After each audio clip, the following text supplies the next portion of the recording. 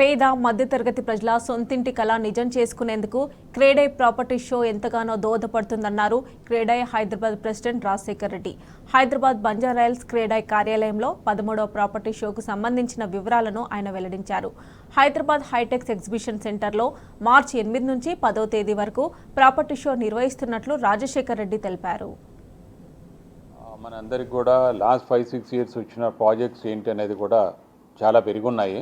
So డిఫరెంట్గా city నలువైపు లోపల వచ్చున్నాయి కాబట్టి అవన్నీ ఒకే దగ్గర ప్లాట్ఫామ్ అనేది ఇక్కడ డిస్ప్లే చేసుకోవడానికి అవకాశం. మా దాంట్లో ఇప్పుడు ఇంకోటి కూడా గడిచిన 2-3 సంవత్సరాల్లో చూస్తే కొత్త మెంబర్లు కూడా చాలామంది వచ్చున్నారు. వాళ్ళు కూడా హైరైజ్ ప్రాజెక్ట్స్ చాలా కడుతున్నారు.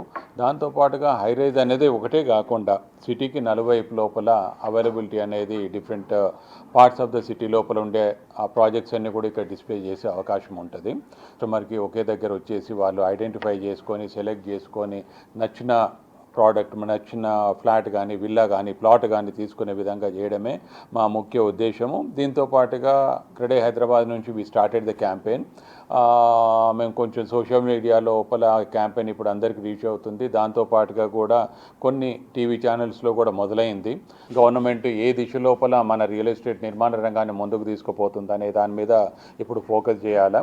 ఫైర్ సర్వీస్ హెడ్ క్వార్టర్స్ అని చెప్పేసి మేము కన్స్ట్రక్షన్ క్రెడై హైదరాబాద్ తరఫున చేస్తున్నాం. Our team has took the responsibility. Approximately 17 crores we invested on that. అదంతా కూడా మా మెంబర్స్ కాంట్రిబ్యూషన్.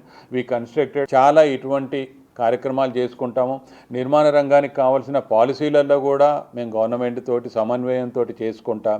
ఇండస్ట్రీ గ్రోత్కు బాగుంటే ఇల్లు అనే ఒక కళని మన తెలంగాణ రాష్ట్ర వ్యాప్తంగా ఉన్న అందరికీ కూడా కళని ఫుల్ఫిల్ చేసే విధంగా ఉంటుంది. కాబట్టి మా ప్రయత్నం క్రెడై హైదరాబాద్ నుంచి జరుగుతుంది.